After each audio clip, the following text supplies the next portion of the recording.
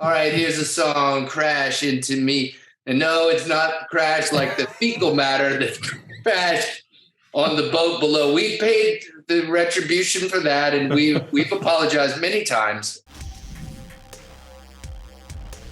Hello, I am Jason Hahn with Screen Rant, and today I've got two of the guys behind the Aqua Teen Hunger Force series, creator and voice of Meatwad and Carl, Dave Willis, and producer/editor Ned Hastings.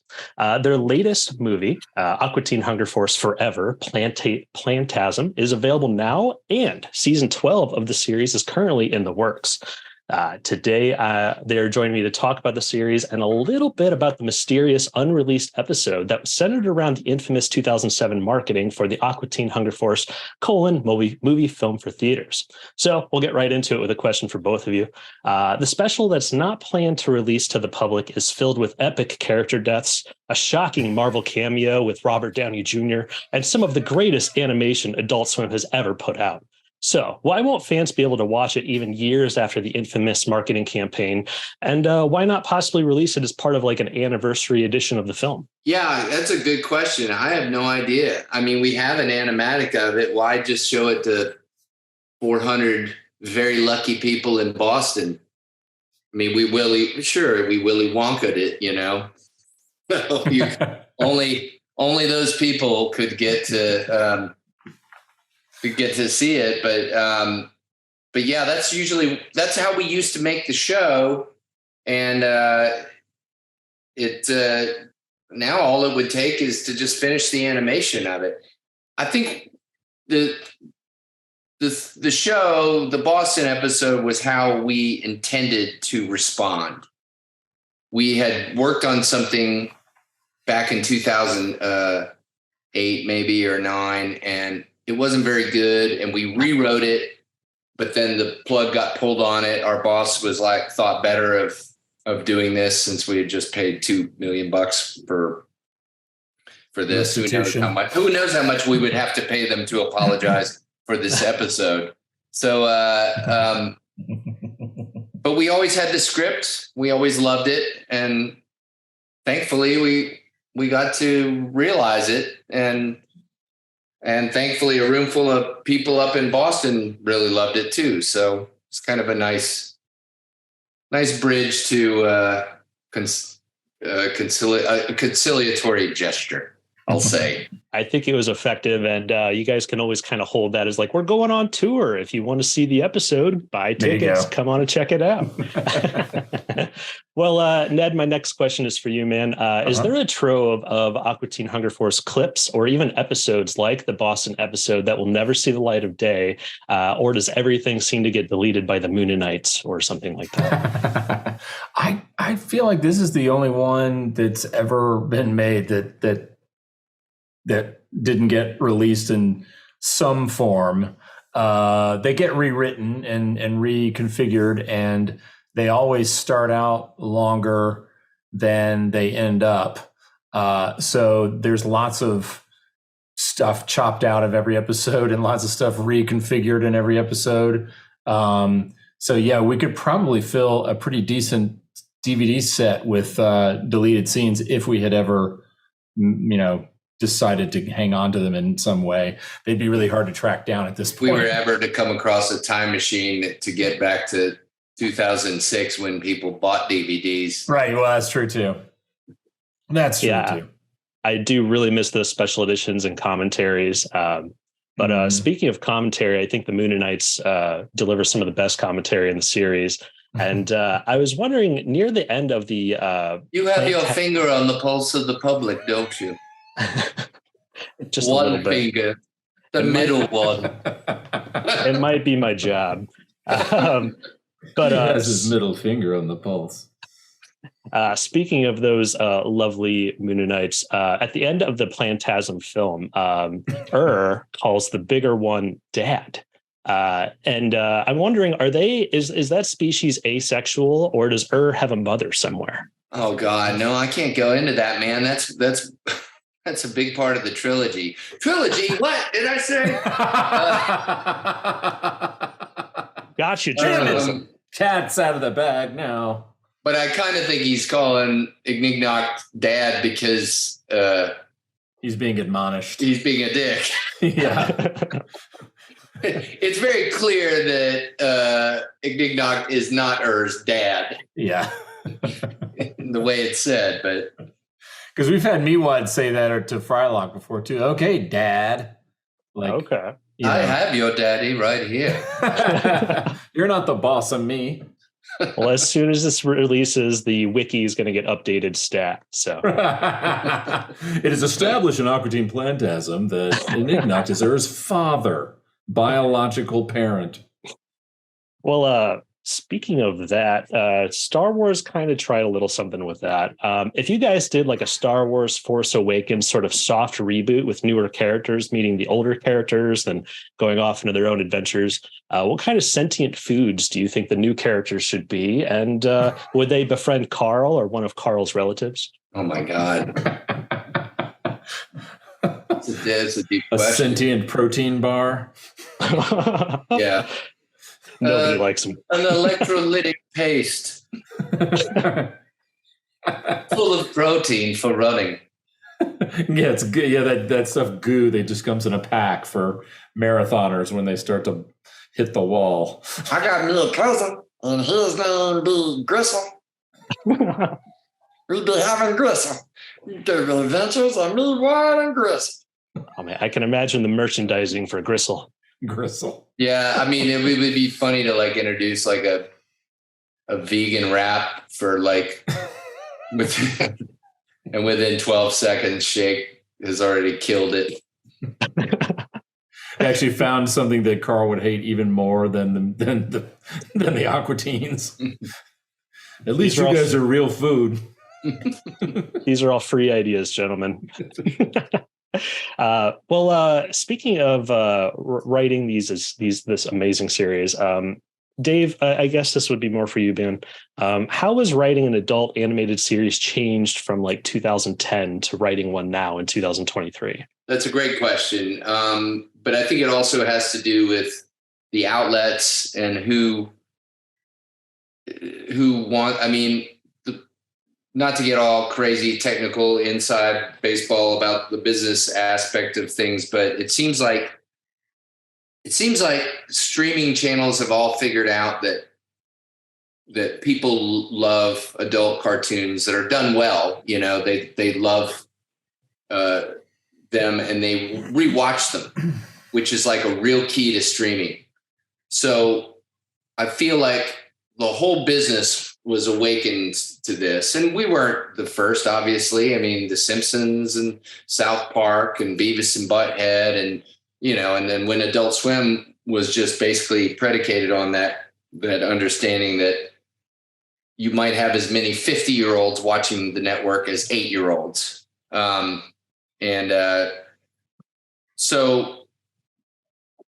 So everybody tries to do cartoons, but not everybody is very good at it, you know, and for every like King of the Hill, which is a show that could have been shot on a studio, but it's funny.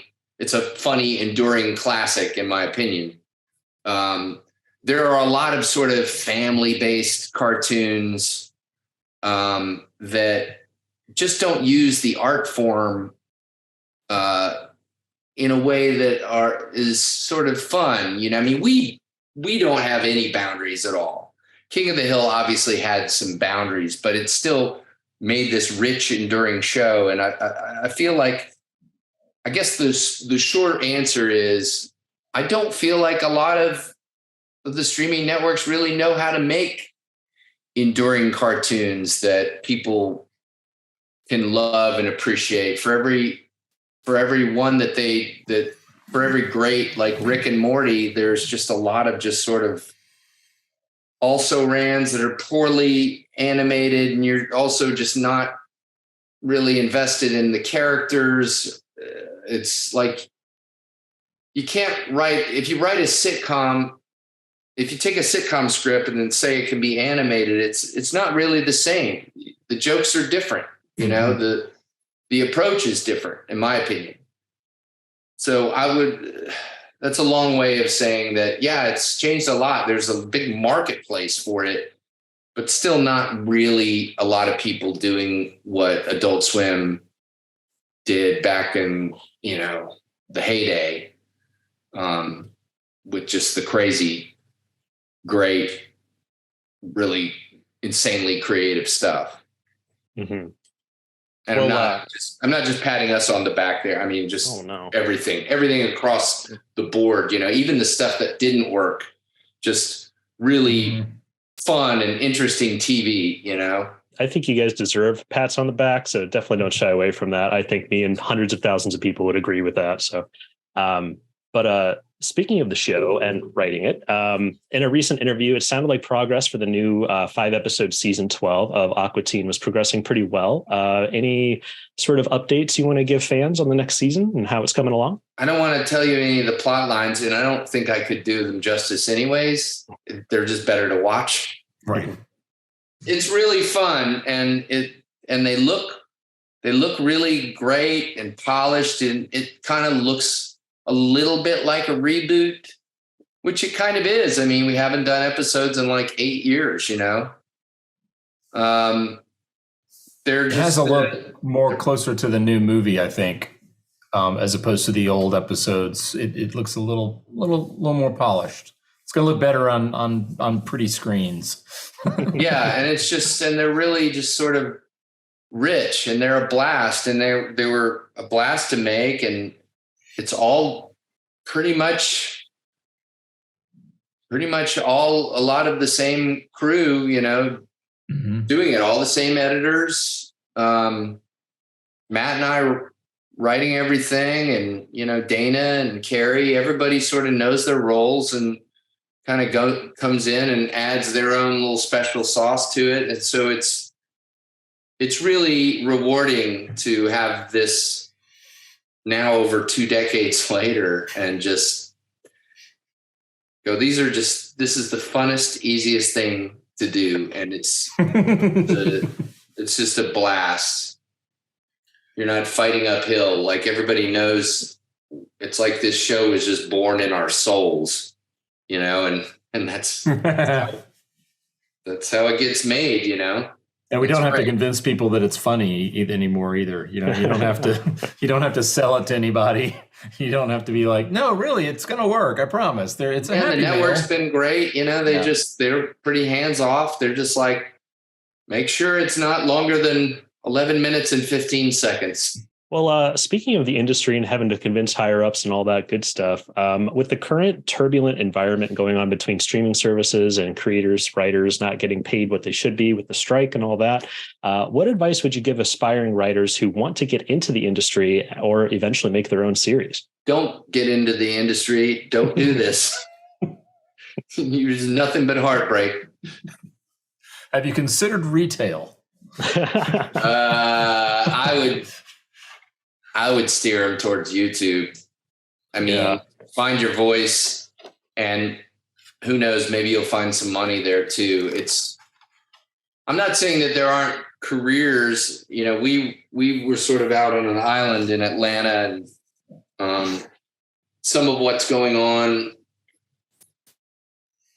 without getting too detailed, the Writers Guild strike is, but it affects us all because it's all different stuff. It's all TV just going through a different pipe, and and the larger companies asking to pay less just because it goes through that pipe. But it's the same water, the same water going through. It's just different. This is just PVC. It's not zinc. What?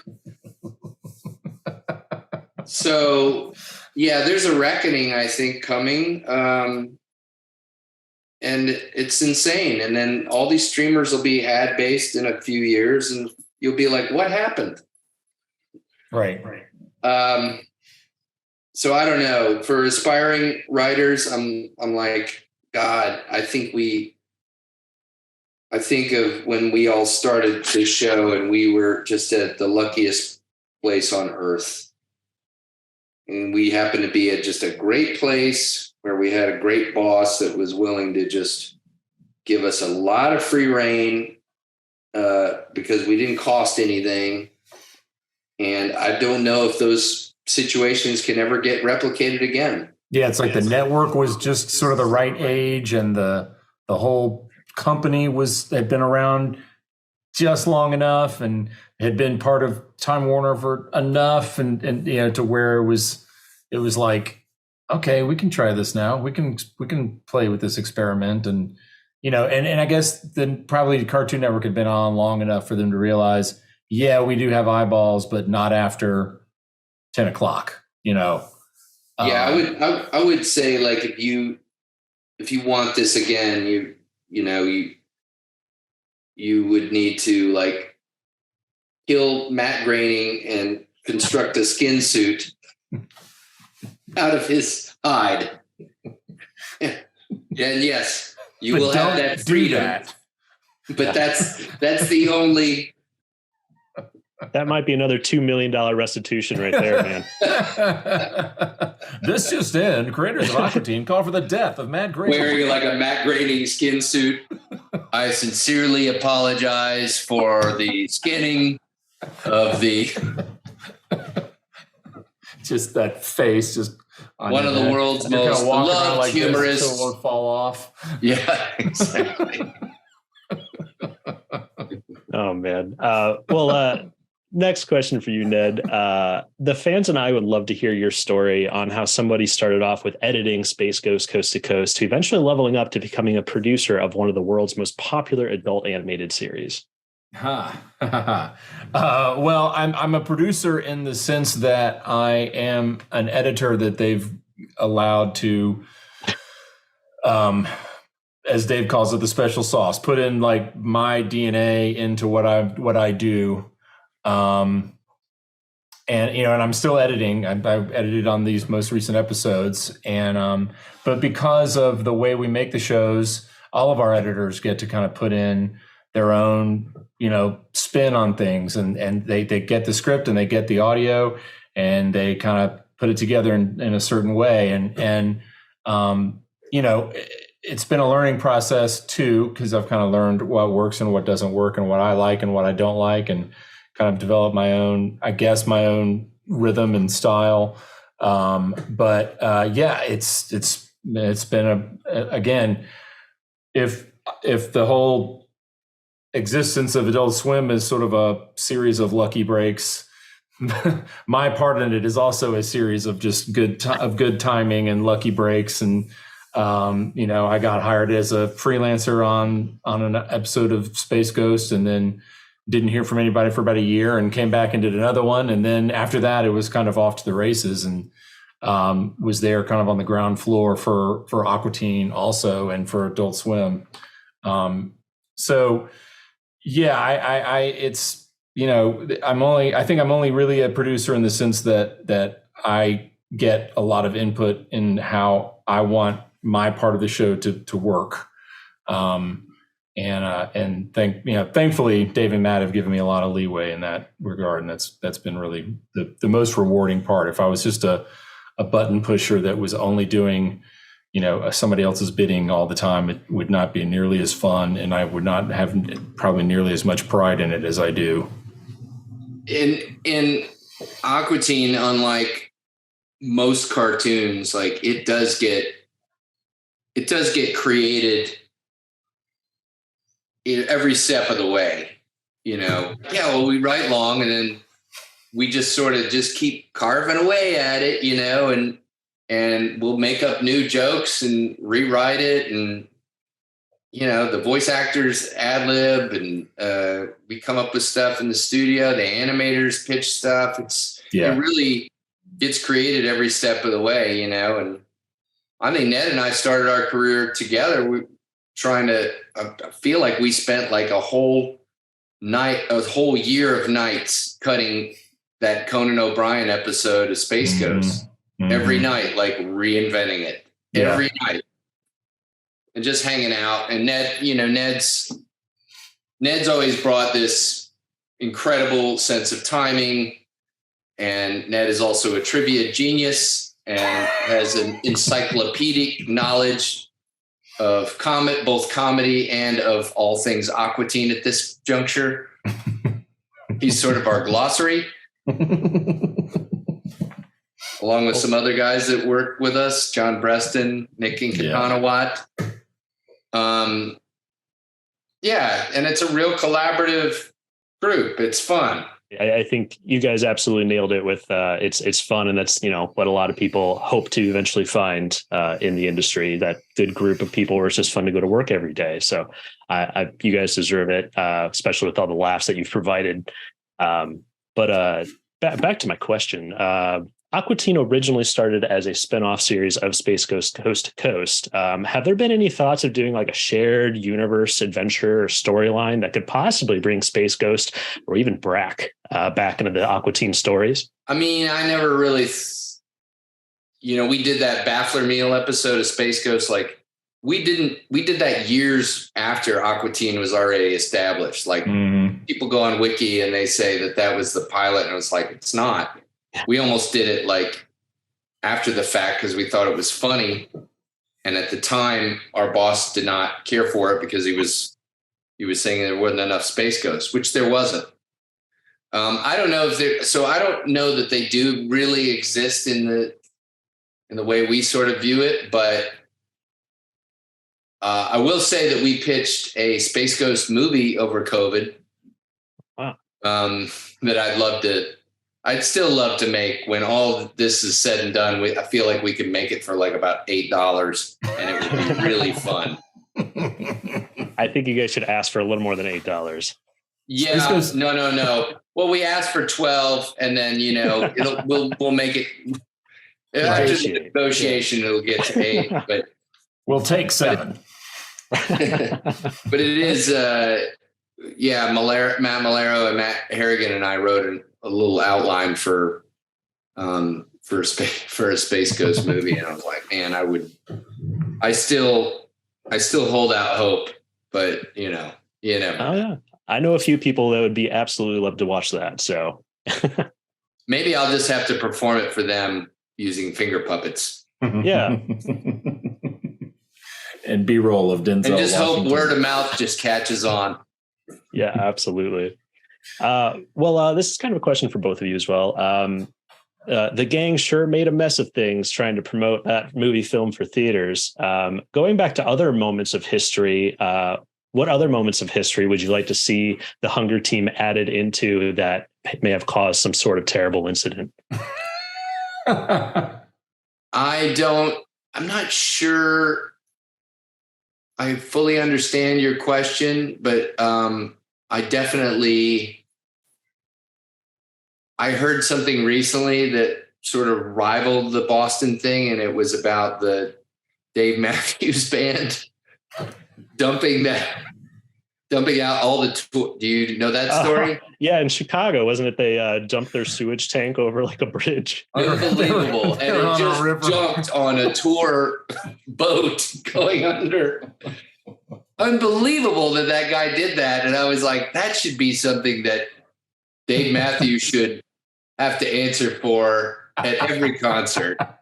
I know he didn't press the lever, but I mean, he's like, all right, here's a song, Crash Into Me. And no, it's not crash like the fecal matter that crashed on the boat below. We paid the retribution for that, and we've apologized many times. I don't know how that connects with the Aqua Teens, but man, we'd love to see it. There's something very funny.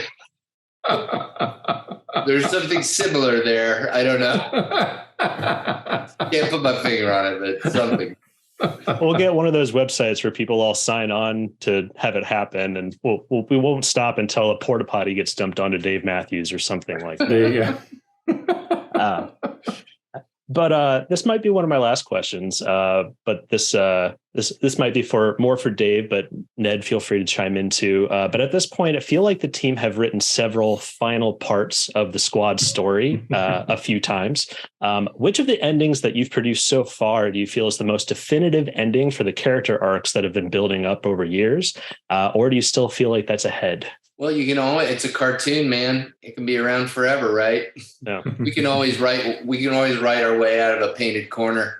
I loved how we ended the series, like back in 2015. I thought it was great, Meatwad going back to the old house. He's been married and middle-aged, and then with a song by Patti Smith, and then it ends, and then we air another episode the following week.